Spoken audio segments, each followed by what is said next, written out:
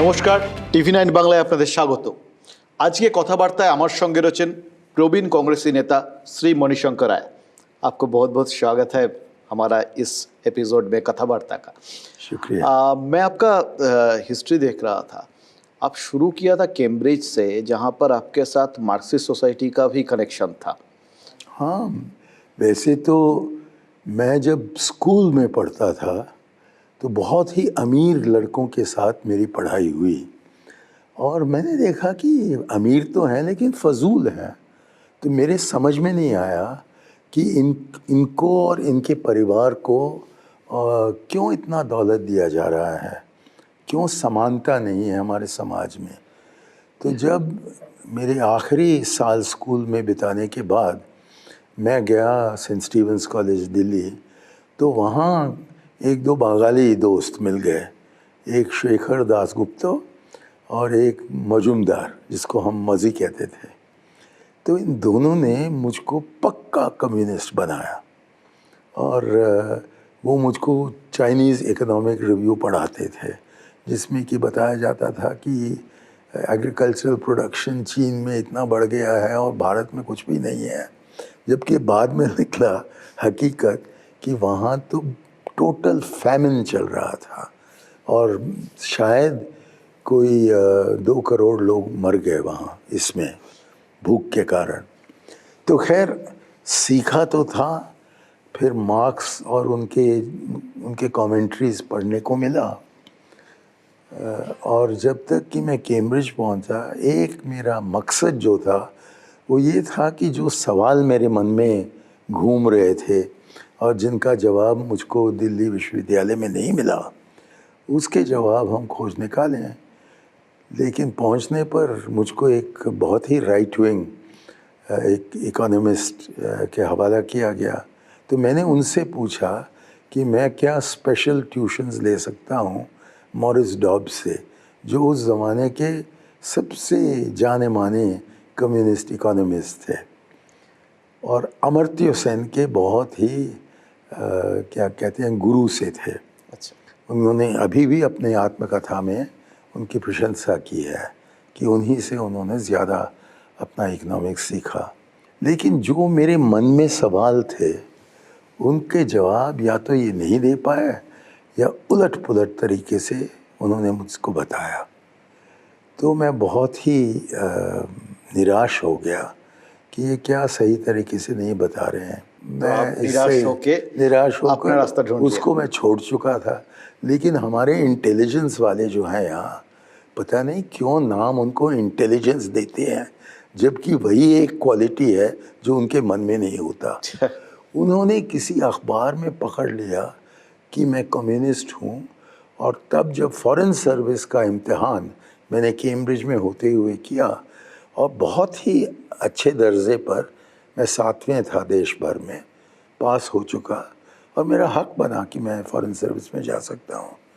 लेकिन उसके बाद उन्होंने कहा कि टेलीग्राम आया मेरे पास कि रिजेक्टेड फ्रॉम ऑल सर्विसेज। तो मैं भागे भागे हिंदुस्तान आया और मुझे पूरे 4 महीने लगे। वो लंबी कहानी है, यहाँ क्या बताना कि कैसे मैं उसमें से निकला, उस संकट से। और अंत में जब होम मिनिस्टर जीएल नंदा हुआ करते थे, उन्होंने रेकमेंड किया कि हमने जांच कर लिया है, इसको हम ले लें। तो पंडित जी ने फाइल पर लिखा, I agree, I too have heard good reports of Manishankar Raya. He may be taken into the foreign service.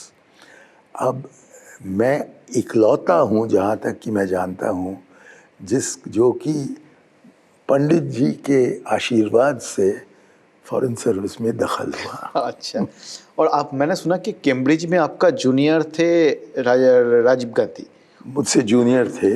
आपके लिए कैंपेन भी किया हुआ था। जब प्रेसिडेंट के लिए खड़ा हो रहा था तब नहीं, बाद में मुझे पता लगा कि वो भारतीय विद्यार्थियों के बीच में गए और कहा कि हिंदुस्तानी खड़ा हो रहा राष्ट्रपति प्रेसिडेंट बनने के लिए, तो आप जाइए, वोट तो कम से कम डालो।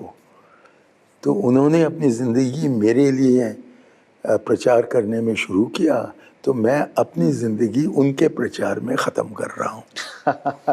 तो आपने तो ये 3-4 पीढ़ियों देख लिया, पंडित जी से लेके इंदिरा गांधी से, राजीव गांधी से, अभी सोनिया गांधी होके राहुल प्रियंका।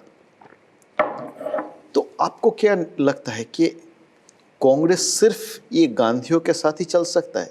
मुझे लगता है कि इन चारों में या पांचों में मात्र जवाहरलाल नेहरू एक सैद्धांतिक व्यक्ति थे जिन्होंने कहा कि सिद्धांतों को आगे रखिए और उसी पथ पर चलिए जिस पथ पर हमने आज़ादी की लड़ाई लड़ी। जहाँ तक कि इंदिरा गांधी का सवाल है, उन्होंने बहुत अच्छा काम किया। ख़ास तौर पर यहाँ कलकत्ता में बैठे हुए मैं कहूँ कि बांग्लादेश को आज़ादी दिलवाने में उनका बहुत बड़ा रोल रहा, लेकिन इमरजेंसी उन्होंने ऐलान किया और वो मैं उनको माफ़ी करने को तैयार नहीं हूँ। राजीव तो मात्र 5 साल रहे और उनके दौर में हालांकि मुझको उनके साथ काम करने का मौका मिला और आज तक मैं समझता हूँ कि वो मेरे लिए सबसे बड़ा भाग्य था। मैंने अभी आपको बताया कि मैं अब अपनी ज़िंदगी उनके प्रचार में ख़त्म कर रहा हूँ। तो वो अच्छे आदमी थे, लेकिन वो बीच में आ गए। उनके तरफ से जो नवीन पद लिए गए वो शायद उन्हीं के साथ मर गए थे। मिसाल के तौर पर टेक्नोलॉजी मिशन, ये जो इंडिया को 21st सेंचुरी में लाना, ये टेक्नोलॉजी, ये टीवी वगैरह, आपका प्रोग्राम राजीव गांधी के कारण ही हो रहा है। और फिर पंचायती राज जिसमें कि मैं जुड़ा था और जो निशस्त्रीकरण के लिए वो काम कर रहे थे यूनाइटेड नेशंस में, जो पाकिस्तान के साथ उन्होंने अच्छे रिश्ते बनाने के कदम लिए, जो चीन के साथ अच्छे कदम लिए और जिस तरीके से उन्होंने अपने फॉरेन पॉलिसी चलाई, मुझको लगता है कि बहुत ही अच्छे प्रधानमंत्री थे। लेकिन वो श्रेय उनको नहीं जुड़ता जो कि पंडित जी को जुड़ता है कि उन्होंने अनोखी रास्ता ढूंढ निकाला और उस पर एकला चलो रे चले। तो इसलिए उनको द्वितीय पद में देता हूँ। सोनिया जी तो प्रधानमंत्री बनी ही नहीं और लेकिन बैकग्राउंड से वही सब कुछ थे, कांग्रेस के लिए तो सब कुछ वही थे। हाँ, अभी भी है, अभी भी वही हैं। तो इसमें कोई शक नहीं है कि अब 2022 है, तो अब 23 साल से वो हमारे पार्टी के रहनुमा हैं और उन्हीं के कारण मेरे ख्याल में हम 10 साल सत्ता में आए। लेकिन यदि ये श्रेय उनको पहुंचता है तो उनको ये भी अपनाना होगा कि सन 2014 में हम कोई 40 या 44 सीट तक पहुँचे और फिर 19 में हम 50 तक पहुँच गए। लेकिन मुझको नहीं लगता है कि हमारा कोई ख़ास भविष्य हो और उनके जो बेटे हैं और जो बहन बेटी हैं उन्होंने अब तक अपनी क्षमता को दिखाया नहीं है। लेकिन इन पिछले एक सदी में ये परिवार जो है कांग्रेस के डीएनए में जुड़ चुका है और जबकि मैं देखता हूँ कि आज भी नौजवान हैं जो मेरे पास आते हैं और कहते हैं कि हम कांग्रेस में शामिल होना चाहते हैं, तो मैं कहता हूँ कि आपका तो कोई भविष्य नहीं रहा, क्यों जाना चाहते हो यहाँ? वो कहते हैं कि नहीं, यही है सही पार्टी। क्यों? क्योंकि आखिर राहुल जी है। तो ये हकीकत है और कोई नहीं तय कर सकता कि हमारे रहनुमा कौन होंगे सिवाय हमारे कार्यकर्ता। और हमारे कार्यकर्ताओं ने बिल्कुल साफ कर दिया है कि वो किसी और को स्वीकार करने को तैयार नहीं है। तो जब राहुल ने हमें मौका दिया सन मई सन 19 में और किसी को बनने के लिए, क्योंकि उन्होंने कहा कि मैं इस्तीफ़ा दे रहा हूँ और किसी भी हालत में न मेरी माँ न मेरी बहन मेरी जगह आएंगी, तो आप चुनिए कि किसको आप रहनुमा बनाना चाहते हो। और 3 महीने उन्होंने मौका दिया गुलाम नबी आज़ाद को, मौका दिया अहमद पटेल को, मौका दिया मल्लिकार्जुन खड़गे को, मौका उन्होंने दिया आनंद शर्मा को, मौका उन्होंने कपिल सिब्बल को दिया, मौका उन्होंने शशि थरूर को दिया, और भी मैं बोलूं तो मौका मुझको भी दिया गया, और हम सब कायर निकले। कोई भी खड़े होने को तैयार नहीं था। क्यों? क्योंकि कांग्रेस में होते हुए हमें पता है कि हमको कोई वोट नहीं देगा, जबकि ये परिवार है हमारे साथ। इनकी जो हैसियत है वो कांग्रेस की हैसियत से जुड़ गई है। तो फजूल काम है ये सवाल करना, जो माफ़ कीजिए आप जैसे लोग करते रहते हैं कि इस परिवार से क्यों नहीं हटते हो। इसलिए नहीं हटते क्योंकि हट नहीं सकते, और या तो हम इनके साथ डूबेंगे या इनके साथ हम पुनर्जीवित होंगे। लेकिन ज़्यादातर तो आप लोग डूब ही रहे हैं अभी। ठीक है, आपको याद होगा या शायद भूल गए होंगे कि 1984 में बीजेपी के 2 सीट थे, हमारे तो 2 सीट कभी नहीं रहे, और वो वहाँ से यहाँ तक आ सकता है, तो मैं क्यों आपके कहने पर निराश हो जाऊँ? देखिए, ऊपर से मान लिया आपके बात कि ठीक है, उधर गांधी फैमिली रहना पड़ेगा, या तो राहुल गांधी या प्रियंका गांधी। पहले ये सोच लूँ कि इन दोनों में से आप प्रेफर किसको करेंगे, प्रियंका गांधी को या राहुल गांधी को? मैं प्रेफर करने वाला कौन हूँ? हमारी पार्टी तय करेगी, और इन दोनों में कोई मुकाबला नहीं है। प्रियंका ने तो कह दिया है कि मैं, हालांकि मेरे ख्याल में वो नहीं, वो छोटी है, कि मेरे भाई हैं, मैं उनका कदर करता हूँ, मैं उनका समर्थन करती हूँ, और देखें उन्हीं के पीछे, उन्हीं के पथ पर में हम जाएंगे। तो इन दोनों में आप प्रतियोगिता करवाने की कोशिश मत कीजिए, वो जुड़े हुए हैं, वो जुड़े हुए हैं।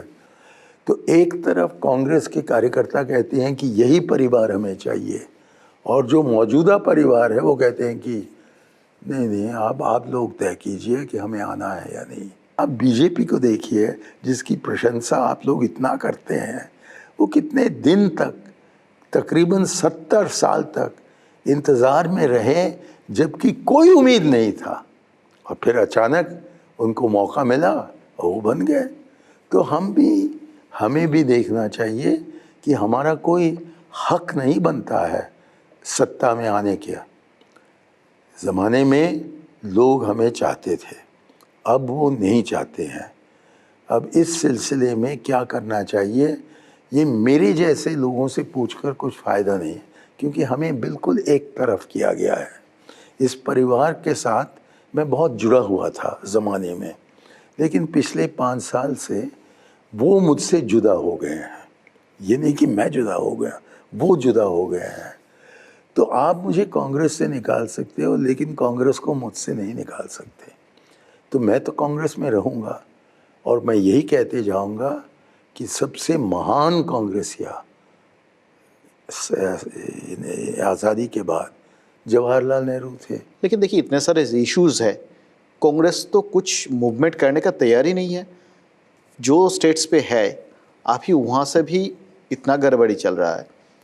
पंजाब में इतना फाइट करके अमरिंदर सिंह ने सत्ता पे आए, वो हट गया, बीजेपी से आए, सिद्धू ने अभी बैटन ले लिया हाथ पे।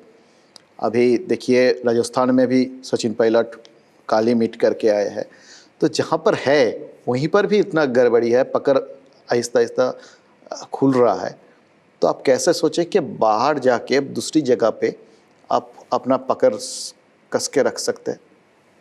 मैं ये सोचता हूँ, मेरा अनुभव ये रहा है सियासत में, कि कभी ऐसे मौके मिलते हैं जबकि पब्लिक हमारे साथ जुड़ जाता है, और कभी हाथ छोड़ देता है। और ये भी नहीं कह सकते हैं कि सही कारण से जुड़ता है और कि गलत कारण से जुदा हो जाता है। तो अब संकट का समय है, ये मैं मानता हूँ। लेकिन ये भी मैंने सीखा है कि अक्सर पब्लिक को नहीं पता लगता है कि अंदरूनी संकट क्या है। तो क्योंकि मैं अब कि पिछले 5-10 साल से अंदरूनी मामले में मैं जुड़ा नहीं हूँ, मुझको एक तरफा किया गया है, मैं नहीं जानता कि क्या कारण है कि पंजाब में मिसाल के तौर पर अभी हाल में गड़बड़ किया गया है। क्यों? मैंने एक बहुत महान व्यक्ति हैं जिनको कि आप बहुत जानते हो, प्रशांत किशोर, तो जबकि अफवाह चल रहा था कि बंगाल को छोड़कर अब वो पंजाब जाएंगे, तब उन्होंने मुझको निजी तौर पर बताया कि अमरिंदर जीतने वाला नहीं है। अब ये पहले बार मुझको सुनने में आया, क्योंकि आपने तो मुझे नहीं बताया था कि अमरिंदर जीतने वाला नहीं है। और वही व्यक्ति जिन्होंने कहा कि ममता जीतेगी और वो जीत कर आए, वो मुझसे कह रहा कि ये नहीं जीत सकता है। तो शायद ये दृष्टिकोण उनके सामने लाया गया था और उन्होंने सोचा कि अमरिंदर के साथ हारने के बजाय शायद बेहतर है कि हम किसी और को ट्राई करें और देखें कि क्या नतीजा होता। तो जबकि आप अंदर की बात नहीं समझते हो या उससे जुड़े नहीं हो या उसका ज्ञान आपको नहीं दिया जाता, तब जैसा कि टीवी एंकर को बहुत आसानी से निष्कर्ष पर पहुंचने का मौका मिलता है हर शाम को, हम जैसे लोगों को वो मौका नहीं मिलता। अब आपने सचिन पायलट की बात की। सचिन पायलट के एमएलएज कम हैं, उम्र ही है उनके पास, और बहुत सुंदर लगता है, बहुत अच्छी बोलता है, क्या कमाल की हिंदी, क्या अमेजिंग सेंट स्टीवंस इंग्लिश। लेकिन एमएलएज हैं उनके साथ नहीं है। तो तब क्या सवाल कर रहे हैं आप मुझसे? लेकिन वो भी आके दवा कर रहे, यही मैं पूछना चाहता हूँ कि जिसके पास अभी नंबर्स नहीं है, वो भी आके अशोक गहलोत उधर, आप लोग सब जानते हैं कि उसके पास नंबर्स है, फिर भी ये विदाउट नंबर्स आके बार बार बोल रहा है कि मेरे को होना है, मेरे पास नंबर नहीं है तो मुझको कांग्रेस प्रेसिडेंट बना दो, मैं कहूँ क्या? वही है सूरत हाल कि नंबर्स जब तक कि आपके पास नहीं है, आंकड़े जब तक कि आपके पास नहीं है, तब आप आसमान मांग सकते हो लेकिन मिलेगा नहीं। सही। ये जो मांगे उठ रहा है, ये तो कुछ अनरेस्ट क्रिएट करते हैं, और जो पार्टी के अंदर का जो, मुझको नहीं लगता है कि कोई अनरेस्ट बनता है, क्योंकि जबकि गांधी परिवार ने दिखा दिया है पंजाब में मिसाल के तौर पर कि अब वक्त आ गया है कि अमरिंदर को हटाया जाए और नवजोत सिद्धू को लाया जाए और छन्नी साहब को लाया जाए, तो तब मुझको तो लग रहा है आज के दिन कि सारा कांग्रेस उनके तरफ जा रहा है। कौन? सिद्धू के तरफ। सही। वही सोच के हिसाब से मैं आपसे जानना चाहता हूँ कि आप इतना बड़ी स्टेक करता है, इतना एक्सपीरियंस है आपके पास, ये जो टू मच डिपेंडेंस आपका बात में भी बार बार ये फैमिली के बारे में ही आ रहा है, और आप लोग जो सोचते हैं कि इनके पास ही सब कुछ है, अगर जाना पड़ेगा तो इनके पास डीएनए भी, इनके पास सब कुछ, इतने ज़्यादा किसी पर डिपेंडेंस, अगर उसमें वो काबिलियत नहीं रहा, क्योंकि अभी तक कुछ करके दिखाया नहीं, वो क्या आप लोग का गिरने का रीज़न नहीं बन सकते? राहुल गांधी और उस गांधी परिवार में एक खूबियत है जिसका जिक्र आपने नहीं किया, वो ये कि उनके होते हुए हमें 44 सीट मिले, वो नहीं होते तो हमें 4 सीट मिलते। जो विपक्ष के पार्टियों ने दिखा दिया है कि उनको ज़्यादा भरोसा है सोनिया जी पर, क्योंकि उनका अनुभव रहा है जब यूपीए बना सन 2004 में, तब यही बने मैग्नेट जिनके पास ये सारे आयरन शेविंग्स आए, तो इसलिए वो हैं। और हालांकि राहुल अपना सीट खो डाला उत्तर प्रदेश में, वायनाड जाता है और जीत कर आ जाता है, क्योंकि वो इस पूरे देश से उनका कोई लगन है।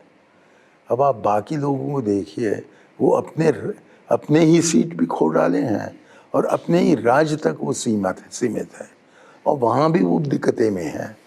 कोई all India leader Congress party में इस परिवार के अलावा हैं क्या? मुझको नहीं लगता कि हैं। हो सकता है कि एक दिन वो आएगा जबकि कोई उभर कर आए। लेकिन आज की हकीकत है कि इस परिवार के साथ ही हमें संभालना है, और इस परिवार ने दिखा दिया है पिछले 60, 70, 75 साल में, 100 साल में, कि वो गलती भी कर सकते हैं और सही चीज़ भी कर सकते हैं। क्या पंडित जी की कमी नहीं रही कि जोएन लायक ने जो समझौता करने की कोशिश की थी सन 60 में, उसको उन्होंने स्वीकार नहीं किया, और नतीजा ये कि एक जंग हुआ, और जबकि वो जंग ख़त्म हुआ तब चीन ही वापस चले गए मनमोहन लाइन के पीछे। तो क्यों हमने उसको स्वीकार नहीं किया उस समय, और ये कह दिया कि पूरा जो अक्साई चिन्ह है वो हमारा है, उसको हमें दीजिए। और हमें इतना नहीं पता था, हमारे कोई डिप्टी कमिश्नर थे क्या वहाँ? जबकि वो सड़क बना रहे थे, एक ट्रकेबल रोड, हमको पता ही नहीं था कि वो बन रहा है, और हम कहते हैं कि वो हमारा देश है। तो इसलिए मैं नहीं कहता हूँ कि पंडित जी ने कोई गलती नहीं की या कि दूसरों ने नहीं कोई गलती की, लेकिन मूल आधार पर मैं कहता हूँ कि मोदी गलतियाँ के सिवाय और कुछ नहीं कर रहा है, और कभी कभी नेहरू गांधी परिवार अच्छी चीज़ करती है। अभी अभी जिस तरह से ऑपोजिशन का हालत है, आपको क्या लगता है 24 में? अब देखिए, एक चीज़, मैं आपकी जगह होता तो मैं इस सवाल करने के पहले मैं ये बताता कि हाँ, हकीकत है कि सारे ऑपोजिशन लीडर्स या ज़्यादातर ऑपोजिशन लीडर्स, मायावती को छोड़कर, सोनिया जी के कहने पर उनसे मिलने आए दिल्ली। आए हैं, लेकिन और फेस कौन बनेगा इसको लेकर अभी, इसको लेकर ही यहाँ बीजेपी हारी आपके बंगाल में, क्योंकि उनके पास कोई फेस नहीं था और ममता के पास था। तो ममता कहने लगी कि आपकी फेस कौन है। तो अब आपने एकदम फेस का सवाल उठाया तो तब हम दिक्कत में पड़ जाएंगे। बुद्धि तो वो रहेगी कि हम फेस को बाद में तय करें। फिलहाल हम देखें कि कौन सा वो गठबंधन होगा जो कि बीजेपी को हराएगा। तो मोदी जी को हटाना हो प्रधानमंत्री के पद से और बीजेपी को हराना हो, आरएसएस को हराना हो, इस देश की एकता को बचाना हो, सांप्रदायिकता को दूर करना हो, तो एक ही तरीका है कि ये पार्टियां जो आज विपक्ष में हैं वो एक साथ जुड़ जाएं, और फिर लाजमी होगा कि खुद ब खुद वो तय करेंगे कि कौन बनेगा करोड़पति। लेकिन आपको क्या लगता है कि यहाँ का रीजनल पार्टीज जिस तरह से चलते हैं, अगर वो जुड़ भी जाए? आपने सही शब्द निकाला, सारे रीजनल पार्टीज हैं। हाँ, वो तो है ही, कोई राष्ट्रीय पार्टी नहीं है। नहीं है।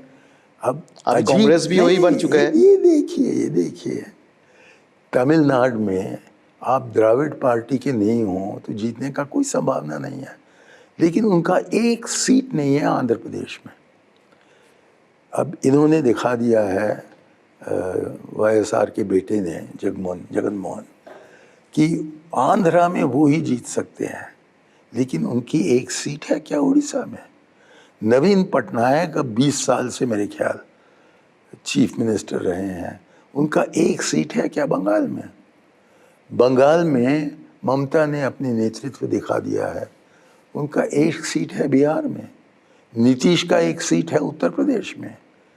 तो ये सारे जो रीजनल पार्टीज हैं वो वाकई रीजनल नहीं है, स्टेट पार्टीज हैं। सही।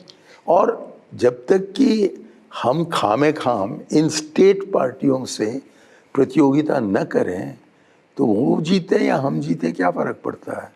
हम तो एकजुट हो जाएंगे, और फिर आंकड़ों के आधार पर देखिए जो टुकड़े टुकड़े इधर उधर हमें वोट मिलेंगे वो इन सबसे ज़्यादा होगा। सही। लेकिन आपका अनुभव क्या कहता है कि ये लोग अपनी अपनी जगह पे जो सीट्स, जो आंकड़े इन लोगों ने हासिल कर लेंगे, और कांग्रेस का भी जो हालत है वो जितने आंकड़े हासिल कर सकते हैं, क्या वो कांग्रेस को लीडर मानेगा?